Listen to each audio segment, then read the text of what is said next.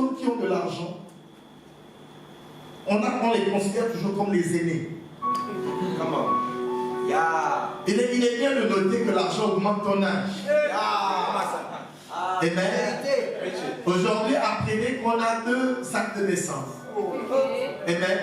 La date de naissance de ton anniversaire que tu fêtes et aussi la date de naissance de l'argent. Il y a des gens plus âgés que toi. Amen. Un peu comme, je prends l'exemple du président, on l'appelle Yali. Ok. Mais il y a des gens plus âgés que lui qui l'appellent Yali. Et donc, naturellement, l'argent augmente ton âge.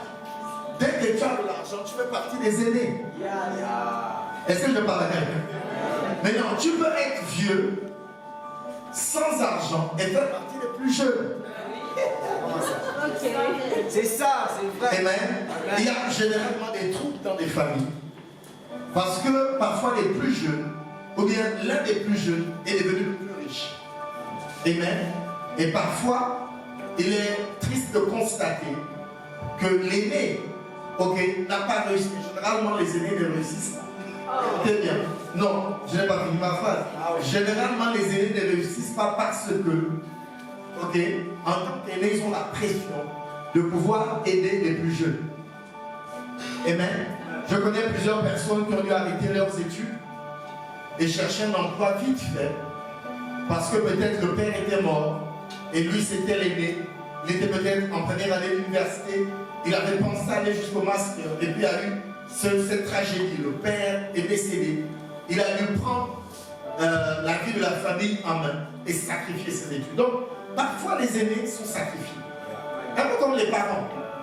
Vous savez, l'une des choses que faire les enfants avant le mariage, à un certain âge, l'une des conséquences, c'est d'annuler certains plans de ton avenir. Amen. Peut-être que tu voulais faire un doctorat, te voici limité maintenant à faire une licence, parce que tu t'es fait enceinter. Et généralement, les femmes sont victimes, parce que les hommes irresponsables vont fuir. Et même ils vont fuir, ils vont dire ils ont leurs propres études, etc. Arrête d'amener la pression. Déjà, on n'est plus ensemble.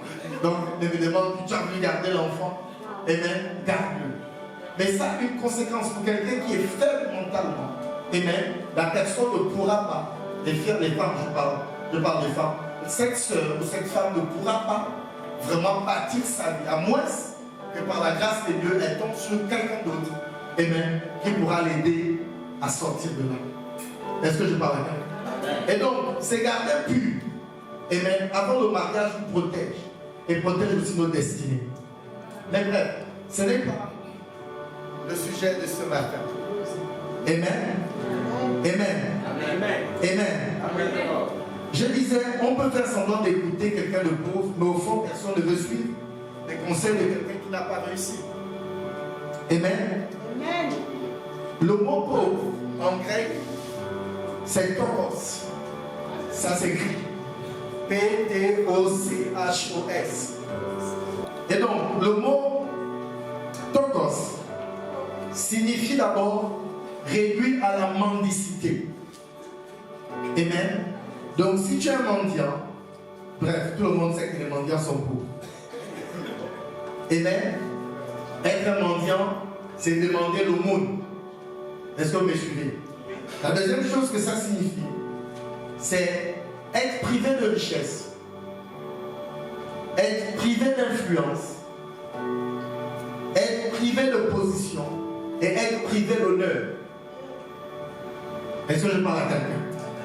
Les pauvres n'influencent pas. Amen. Les gens, on cherche le réveil spirituel au Gabon. Amen.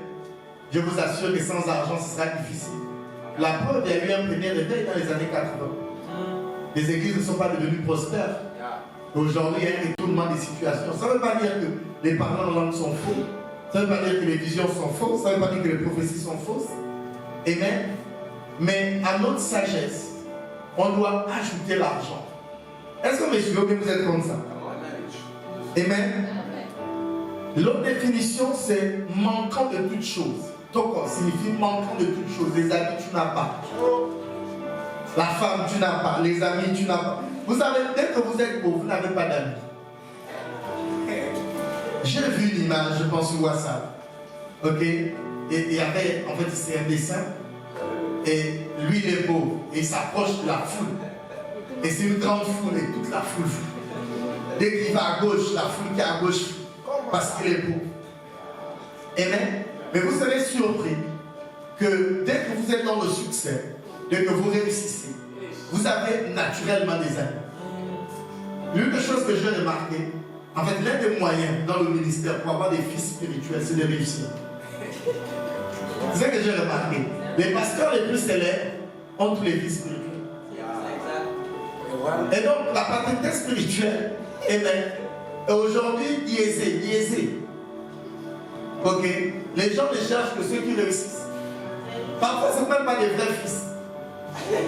C'est parce qu'ils sentent que, oh, il a quelque chose que l'on n'a pas. Allons-y prendre ça après, on fuit. Est-ce que je parle à quelqu'un? Amen. Et j'ai vu les gens avoir plusieurs fils spirituels. Et ils n'ont pas pu se maintenir, puisqu'ils n'ont pas pu se maintenir dans le succès dans le ministère. Tous les fils les ont abandonnés. J'ai même assisté à des réunions où il y a des fils qui ont dit à leur père, aujourd'hui marque la fin de ta paternité. Tu n'es plus notre père. Amen. Amen. Donc tu manques de toutes choses. Manque de logement. Manque de nourriture. Ça, ce sont les choses, c'est la base. Hein? Les vêtements, la nourriture et un endroit où dormir. Mais j'ai pris que Dieu te fasse grâce. Alléluia. Tu ne manqueras pas de toutes choses. Car Dieu va t'ajouter toutes choses. Est-ce que quelqu'un peut dire Amen?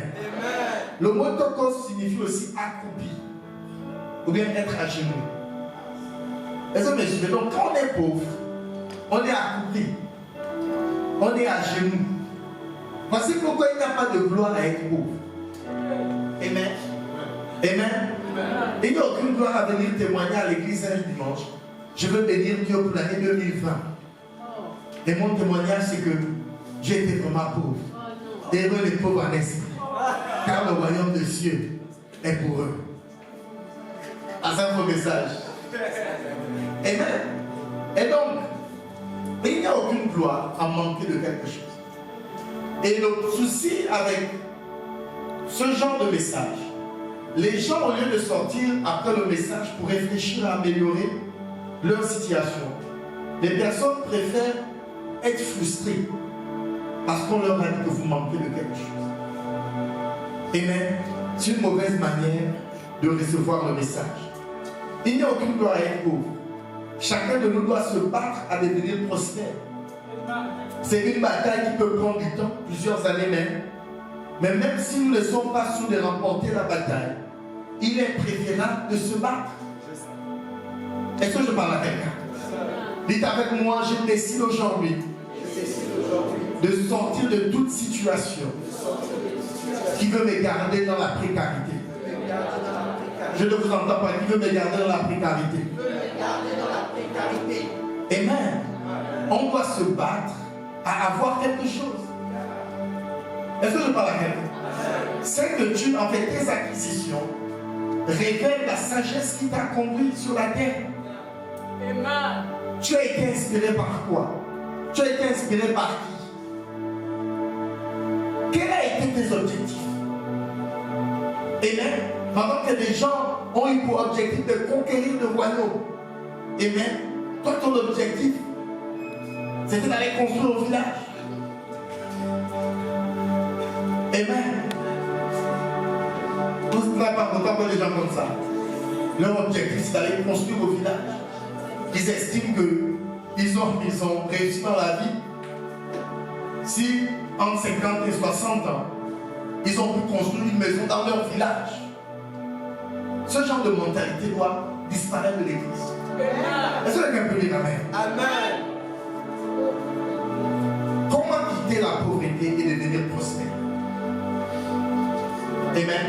Dimanche prochain, je vais donner d'autres détails. Aujourd'hui, je vais juste parler d'un seul point, qui pour moi est le début de la richesse. Amen. En fait, on ne peut pas te rendre riche tant que ce côté n'est pas ajusté, n'est pas amélioré. C'est impossible. Amen. Vous ne le croirez peut-être pas, mais la première étape de devenir prospère est le renouvellement de notre mentalité. Dites avec moi le début de la prospérité. Le début de la prospérité. Je sais qu'il fait un peu froid, mais dites ça un peu plus fort. Le début de la prospérité. Le début de la prospérité. Amen. C'est le changement de mentalité. C'est le changement de mentalité. Dites avec moi, si je veux être prospère, Si je veux être prospère, ma première bataille se situe au niveau des formes de mes pensées. Dites avec moi, le type de pensée que j'ai détermine le genre de destinée que j'aurai. Est-ce que quelqu'un peut dire Amen? Amen. Alléluia. Amen. La prospérité et la pauvreté répondent toutes les deux à la loi de votre capacité mentale. Est-ce que vous me suivez? Amen. 3 Jean 1, verset 2. Bien-aimé, je souhaite que tu prospères à tous égards et sois en bonne santé, comme prospère l'état de ton âme. Amen. Amen. Donc, on comprend ici que pour être prospère à tout égard et être en bonne santé, amen, la première chose c'est là. Est-ce que je parle à quelqu'un? Amen. On ne parle même pas de l'esprit. Et donc, dans mes recherches, j'essaie de trouver le mot grec, ok, qui définit le mot prospérité. Et j'ai été choqué de découvrir ce mot, erudo. Et ce mot est composé de 2 mots. Eru, qui signifie bien faire, succès, réussite, et odos. Quelqu'un peut dire odos. Il y a certains qui pensent que ce sont les quartiers de France et ville. Mais amen. Mais odos qui renvoie à une voie, un voyage, une route, mais surtout une manière de se conduire et une manière de penser. Et même rien que le mot prospérité, être prospère, et même on parle de bien penser. Donc on peut dire que la prospérité commence toujours par la pensée. Est-ce que je parle à quelqu'un? Amen. Et même, et je prie que vous réajustez votre manière de penser. Amen. Vous réajustez vos rêves. Amen. Vous réajustez vos pensées. Vous réajustez votre mentalité. Est-ce que je parle à quelqu'un? Amen. Alléluia. Alléluia. Écoutez bien. Ainsi nous comprenons que nous ne pouvons pas séparer le fait de devenir prospère avec le fait d'ajuster nos pensées. Des pensées pauvres entraînent des destinées pauvres.